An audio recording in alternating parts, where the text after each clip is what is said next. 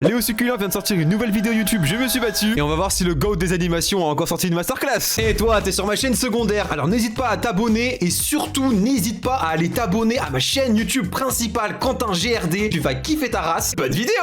Ouais, le titre est vrai, je me suis fait casser la gueule dans la vraie vie. Et oui, je vais tout vous raconter. Aïe aïe aïe. Léo Succulent, le GOAT. C'est pas avec Unity, c'est sûr. Mais je suis quoi, c'est un trou de fou. Wow. Ah ouais. Oh, il a fait un générique Star One Piece, incroyable. Alors, tout a commencé une fois que je faisais des études pour devenir agent de sécurité. Ouais, parce que j'ai fait des études Des études pour faire agent de sécurité? T'apprends quoi? Comment faire une clé de bras? pour devenir agent de sécurité. Parce qu'en fait, le projet, à l'époque, c'était de te faire agent de sécu, mais de travailler la nuit. Comme ça, en fait, si je travaillais la nuit, eh bien, il allait avoir personne pour me surveiller. Et s'il y a personne pour surveiller, j'aurais pu dessiner tranquillement dans mon coin pour ma chaîne YouTube. Et en plus, je serais le payé à ça. GOAT. Ah ouais, ça c'était une époque où je savais pas encore percer sur YouTube. On avait des plans de secours, les gars, moi je vous le dis. Et du coup, ouais. comme j'étais en formation pour devenir agent de sécu, normal, je me suis fait des potes là-bas. Et parmi ces potes, il y avait un mec qui s'appelait Bilal. Et ce mec avait fait 8 ans de boxe thaï. Boxe thaïlandaise pour les intimes. Les gens qui font des sports de combat, comment ils sont trop à l'aise à te mettre des coups. Les mecs qui commencent à te faire une clé de bras, à t'étrangler, tu respires plus, tu dis t'inquiète, c'est les copains, c'est rigolo. Wow, je vais mourir là. Et ce mec avait fait 8 ans de boxe thaï. Boxe thaïlandaise pour les intimes. Pour ceux qui savent pas, la boxe thaï c'est ça. Wow, ouais. Oh les titans.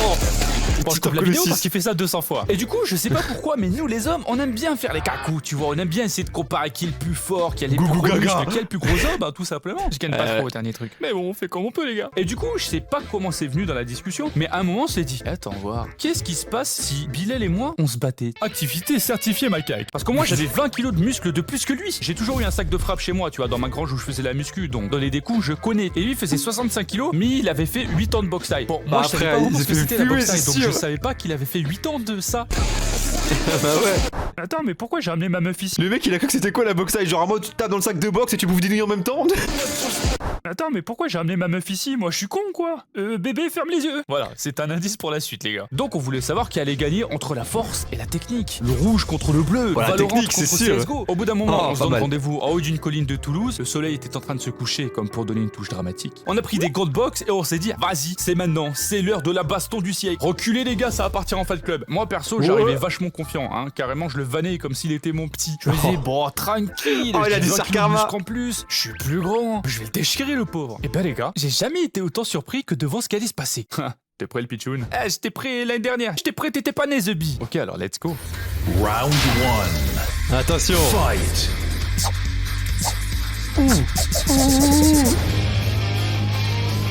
Hein? J'arrive pas à le toucher. Oh Super Saiyan. Il est rapide. Il est finito. Il m'a fumé. Incroyable. J'ai pas réussi à le toucher une seule fois au visage. Ah carrément il s'est fait victimiser mais à la totale, à 3-0 net. Tu fais un combat contre quelqu'un, t'arrives pas à le toucher une seule fois, c'est que vraiment t'es nul là. C'est moi quoi, allez. Pourtant, avant, je pensais que j'étais pas mauvais à la bagarre. Hein. Il a détruit mon ego une seconde, l'enfoiré. Et c'est là que j'ai compris en fait. Il y a un fossé énorme entre les gens qui font des sports de combat et les autres. Bah ouais, laisse tomber. Perso, je suis pas un mec émotionnel, je suis pas mauvais perdant, donc quand je perds, je l'avoue. Mais là, j'ai même pas eu besoin de le dire, on savait. On était assis côte à côte, là, en regardant l'horizon, et il a même pas fait le mec à se moquer, genre, alors? Plus ils sont gros, plus ils tombent fort, hein. Il a rien dit. En fait, ils ont le c'est sang-froid, les gars surpris, sportifs. je crois. Lui, depuis le début, il savait, et il a toujours été humble. Mais pourquoi t'as jamais répondu quand je te vannais? Si en plus tu savais que t'étais plus fort. C'est très simple, Léo. Dans la vie, je n'ai pas d'ennemis. C'est beau ce que tu dis. Le mec c'est le sensei dans Naruto, il donne des conseils de sage moine incroyables. Dans la vie, je n'ai pas d'ennemis. C'est beau ce que tu dis, Bilal. Tu me payes un kebab? Et ce truc, tu vois, ça m'a trotté dans la tête. Pas le kebab, ma défaite à la boxe. J'arrivais pas à toucher la sienne de tête. Le mec, il lisait mes coups comme dans un livre ouvert. Mais maintenant que j'avais découvert à quel point un mec pouvait être fort et à quel point j'étais nul à côté, j'avais pas le choix. Il fallait que je m'améliore. C'est plus fort que moi. J'ai donc choisi la voie du combat. Ma vengeance sera terrible. C'est le mec qui a rien compris aux arts martiaux. Et c'est donc à ce moment que je me suis inscrit en MMA. Alors pour ceux qui savent pas, le MMA, c'est un mélange d'à peu près tous les sports. Oh là là, oh le MMA. Et le MMA c'est le sport le plus sauvage au monde, hein, vraiment. Si vous connaissez pas le MMA, c'est très simple, c'est tout en un seul sport. Tu peux tout faire. Et c'est donc à ce moment que je me suis inscrit en MMA. Alors pour ceux qui savent pas, le MMA c'est un mélange d'à peu près tous les sports de combat qui fonctionnent, hein. Pas celui de tonton Félicien qui a regardé une vidéo YouTube, quoi. Voilà. On les connaît tous là. Waouh, cet homme arrive à mettre KO d'autres hommes par la pensée. Je me demande vraiment comment ça se passerait dans la vraie vie. Voilà la vraie vie, les gars. Bref, le MMA, c'est un mix d'un peu tous les sports de combat qui fonctionnent. Et ça peut paraître un peu violent des fois. Bah ouais, frère. Aïe aïe aïe. Merci de m'avoir aidé à me coucher. Je ne trouvais plus mon lit. Mais écoute, pas de problème. N'hésite pas à dans faire 5 appel à ans. moi si tu as encore besoin. Moi, j'avais trop hâte d'y aller au premier cours, tu vois. Mais en même temps, je flippais ma race, hein. Imagine, je marchais sur un pied d'un mec sans faire exprès, et d'un coup, il pète un câble, il me game over avant même d'avoir commencé. Bref, à la rentrée, c'est pour ça que j'avais voulu faire du sport de combat, moi. Et j'étais choqué parce que moi, je me suis dit, ça y est, on y est là. Ça y est, nous y est. Quoi? Je vais apprendre à être un homme là. Ça sent déjà la testostérone, les cigares et les grosses boulasses de cowboy. Bref, on est viré ici. Au final, je me suis retrouvé par terre à faire des câlins avec des hommes pendant 2 heures. Oh la bagarre. Oh oui, la bagarre. Oh là là. Après les câlins, ça finit toujours sur une prise qui peut te briser les os ou te casser la nuque, hein, mais bon. Chut, faut pas le dire, c'est la surprise. Et on arrive surprise, à la Kinder prise, surprise. la fameuse prise de zinzin. En fait, c'était pour un enchaînement. Il fallait se mettre dans une position bien bizarre pour pouvoir continuer l'enchaînement. Je me déguillemais parce qu'en fait, au milieu de cet enchaînement, il y avait un moment où t'avais littéralement le cul de ton adversaire à 2 cm de ton visage. Perso, c'est à ce moment que moi je jette les bronches, t'as pas besoin de me faire une clé le bras, c'est bon, j'arrête. Non, parce que vraiment, à ce moment, tu lui bouffes le moulin au chocolat, le mec.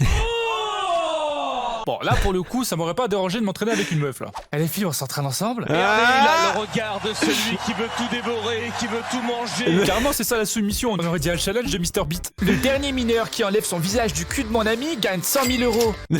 Et pour cet enchaînement, je suis tombé avec un gros tchétchène barbu supplément. Go slip, go slip, go slip. Moi, j'aime la bagarre. Sachant que la lutte et le jiu-jitsu qu'on fait dans les MMA, ça fait tellement transpirer, tout le monde est trempé. Mais genre trempé comme si on sortait d'une piscine de transpiration. C'est dégueulasse, mais tu prends super vite l'habitude. Et le tchétchène avec qui j'étais, bah lui aussi il était trempé comme moi, hein, je vais pas mentir, moi aussi j'étais trempax. Il comprenait pas bien la prise. Du coup le coach a dû venir pour lui expliquer. Mais pour bien expliquer une prise, bah, il faut le montrer sur quelqu'un. T'inquiète frère, le coach va montrer comment faire. Le punching Par contre, ball vivant. vraiment celui qui va devoir se taper le gros cul de facochère du coach là. Il doit bien puer en plus, c'est fou.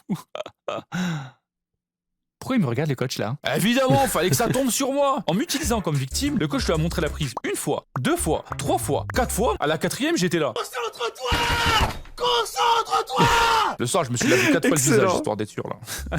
Et à mon grand désespoir, en sortant, j'ai entendu le coach dire à un autre élève qu'on allait que travailler au sol pendant 2 mois parce qu'on était trop nombreux. Quoi? De la salade de fesses 3 fois par semaine pendant 2 mois? C'est plus un entraînement, c'est un régime de fion le bordel. Oh non, je peux pas. Et du coup, c'est là que j'ai choisi un autre sport. La boxe thaïlandaise. Et c'est là que j'ai découvert ce sport de fou furieux. J'ai de suite compris pourquoi Bilal m'avait fumé les gars. Les entraînements de Muay Thai, c'est des trucs de malade. C'est du cardio, mais de la puissance aussi.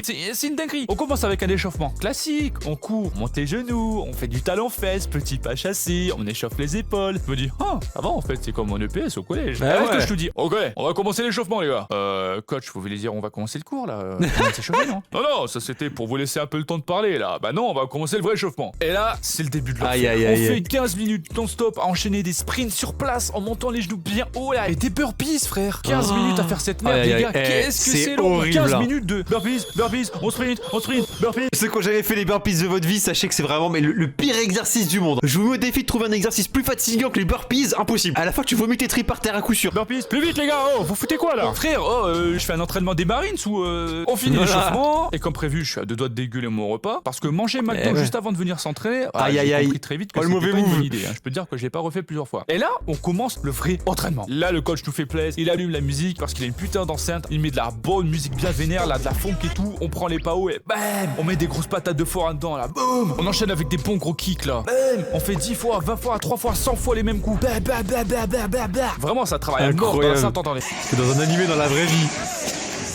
Le film dans la vraie vie. C'est une dinguerie, l'ambiance est incroyable, tout le monde se donne à fond. Il y a la buée à mort dans la salle carrément, on dirait genre un endroit dans Elden Ring, tu vois.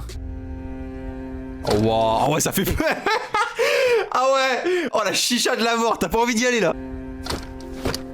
L'ambiance est folle, et c'est ça qu'on aime. Puis arrive dans l'entraînement le meilleur moment, le moment divin, le moment des combats. Le moment que j'attendais quoi. Ça s'appelle un sparring. En gros, c'est un combat où t'es pas censé frapper trop fort. Le but, c'est pas de mettre des KO, mais plutôt c'est de taffer des enchaînements, tu vois. Tu taffes tes réflexes, tu taffes ta défense, tu taffes ton attaque. Bref, tu travailles ta technique. Mais évidemment, il y a des gens qui écoutent pas du tout et qui tapent comme des bourrins. Mais moi, quand j'ai commencé, le coach dit à tout le monde, les gars, on tape pas trop fort, on est là pour entraîner la technique. Je tombe contre une fille qui fait un tout petit peu en dessous de ma taille. Donc la meuf faisait un bon 1m80 quand même, tu vois. Elle a dû déchirer. On va travailler le combat, et puis en plus, c'est une meuf, d'accord. Même si on est en 2024, il a dû voilà, prendre cher. gentleman. Donc on commence. Défense, tranquillou. Et là, qu'est-ce que je reçois? Un TGV direct Paris-Marseille dans ma gueule. Ah, ça, elle m'a envoyé une patate olympique. J'étais choqué. Et en plus, clairement, c'était pas sa première année, elle. Elle avait tous les habits de boxe taille, tu vois. Elle tapait comme un maçon. Je me dis, bon, peut-être qu'elle a pas fait envoyé au Congo, là. Elle m'en remet un autre en plein dans la poire. C'est pas une vraie meuf, c'est une thaïlandaise. Enfin, mademoiselle, vous n'avez pas écouté le professeur. Il a dit qu'on devait y aller tranquille. Il me fait avec un zizi. Un troisième. Et oh. Dis donc, ça va, oui. Et c'est là que j'ai craqué. Ah ouais? Le talking to me. Je l'allumais comme un feu d'artifice, les gars. Parce que vraiment, elle frappait fort sa race. Femme ou pas femme. Une fois, ça va. 2 fois, ça va. 3 fois, je te nique ta grand-mère. Femme, enfant, chien, bébé, je te déglingue. Elle frappait fort sa race. Femme ou pas femme, j'étais en légitime défense. Là, il fallait que je me défende. Sinon, j'allais y passer. Genre, elle pensait qu'elle allait me bisuter comme un chien parce que j'étais nouveau ou je sais pas quoi, tu vois. Je suis ici pour apprendre à pas me laisser faire. Alors, je vais pas me laisser faire, merde. Voilà. Et bref, le sparring arrive à sa fin. Et là, je remarque quoi? Elle saignait du nez. Et là, je me dis, merde, j'y suis allé un peu fort. Je m'approche d'elle pour m'excuser, tu vois. Et la meuf me regarde en souriant et elle dit, ah, ça c'était un bon combat, ça. Quoi? Oh, la psychopathe qui kiffe se faire fracasser la gueule. Pour elle, le coup de foudre idéal, c'est un vrai coup de foudre sur elle. Ah mais d'accord, donc tout le monde est taré en fait ici. J'ai dû l'allumer par légitime défense et elle était contente. Bref, les combats s'enchaînent, je tombe contre des mecs, des fois des mecs même plus grands. Dans ma salle, les gars, il y a 2 mecs qui font plus de 2 mètres, mais 2 vrais mètres. À côté, moi, mais 1m83, je me sentais minuscule face à eux. Je suis un nain de jardin. Ils sont monstrueux, les gars, monstrueux. C'est à cause des mecs comme ça qu'on a inventé les armes à feu, je suis désolé. Mais c'est bien parce que du coup, au moins, ça t'entraîne à aller au combat même contre des mecs qui sont plus forts. Et là, je prends ma bite et mon couteau et j'y vais. Comme dans Elden Ring, tu sais que tu vas te faire déchirer, mais t'y vas. Ben là, c'est pareil. Et puis au moins, tu progresses. Et la sensation de se battre sans émotion négative, mais quel plaisir. C'est dans une bonne vibe. Et ça, c'est incroyable. Voilà, on se met sur la gueule, en même temps, ami. Le délire du Fight Club. C'est une sensation qu'on peut pas expliquer. T'es dans le truc, quoi, tu vois, t'es dans le fight. Tu penses plus à rien d'autre et tout, c'est fou. Et le meilleur entraînement que j'ai jamais fait, c'était un jour, le coach nous sort. Aujourd'hui, les gars, c'est la fête. On part sur 1 heure de sparring. 1 heure de combat, frère. En gros, c'était des combats de 2 minutes et à chaque 2 minutes, tu changes d'adversaire pendant 1 heure. Une petite pause toutes les 15 minutes. C'était une dinguerie. À la fin de l'heure, je me sentais comme Gates après avoir fumé des centaines de monstres. Tu penses plus à rien. Juste, tu reprends ton souffle. Tu savoures le calme après la tempête. Dans les nuages d'humidité de la salle, parmi les autres, dans le même état que toi. Qu'est-ce que c'est stylé, putain. Mais bon, il y a un problème. Mon problème à moi, c'est qu'en plus de faire 2 entraînements par semaine de boxe thaïlandaise, je faisais toujours de la muscu. Que voulez-vous? J'aime bien avoir des formes avantageuses. Et pour mon corps, malheureusement, c'est un titan, le type. J'étais en surentraînement. Et qu'est-ce qui se passe en surentraînement? On se blesse. Wouhou! Ça, pour me blesser, je me suis bien blessé. Vous allez voir, c'est pas rigolo. Mais c'est un peu ridicule. On fait un sparring avec un mec. Lui, je sais qu'il frappe fort de fou. Hein. Il en a rien à branler du sparring. Pour lui, c'est un combat. Et moi, ça me gêne pas trop, tu vois. Il y a des moments où j'ai envie de tabasser quelqu'un. Et du coup, je vais contre lui. Comme ça, on peut aller à fond. Tu vois. On peut se lancer des bonnes grosses pommes de terre. Et c'est bien. Après, lui, il est un peu con parce qu'il fait que ça. Et ça se voit que du coup, il progresse moins. Par exemple, pendant ce combat, je vois qu'il essaie de m'enchaîner, mais il baisse la tête. Du coup, je lui prends la tête et je vais lui mettre un coup de genou. Sauf que, évidemment, je m'arrête. Hein, parce que je sais qu'un genou contre un nez, dans cette situation, le nez, il gagne rarement, tu vois. On est en entraînement, je suis pas débile, je vais pas lui broyer le nez juste pour lui montrer que je suis plus fort. Je suis pas con. Je me dis, bon ben voilà, si on était en combat, là c'est gagné. Je me suis arrêté à 1 cm de son nez. Hein. Allez, maintenant fais un bisou. On continue. Et là, il balance un middle kick dans mes côtes et j'ai pas eu le temps de le contrer. Boum!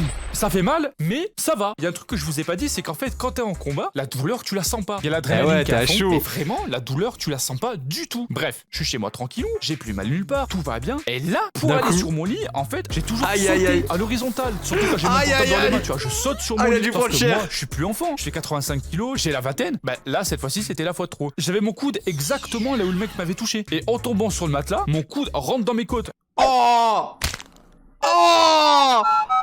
Et c'est comme ça que je me suis cassé la côte. Et du coup, pendant 2 mois, je pouvais pas faire de sport. Putain, blessé pendant 2 mois parce que t'as sauté sur ton lit. Excellent, ça, c'est des blessures dignes de Neymar. Mais même courir, c'était impossible, j'avais trop mal. Littéralement, les côtes, c'est le seul os où t'as mal quand tu respires. Genre, c'est quoi ce supplice? Et je te jure, j'avais le seum. Ah, maintenant que ça va mieux, Léo, tu vas te venger, hein. Parce que finalement, c'est la faute du mec, hein, il avait fragilisé ta côte. Eh ben, figure-toi que non. Bah, pourquoi? Bah, parce qu'en fait, maintenant que je sais me battre, j'ai réalisé que j'ai aucun ennemi. Voilà!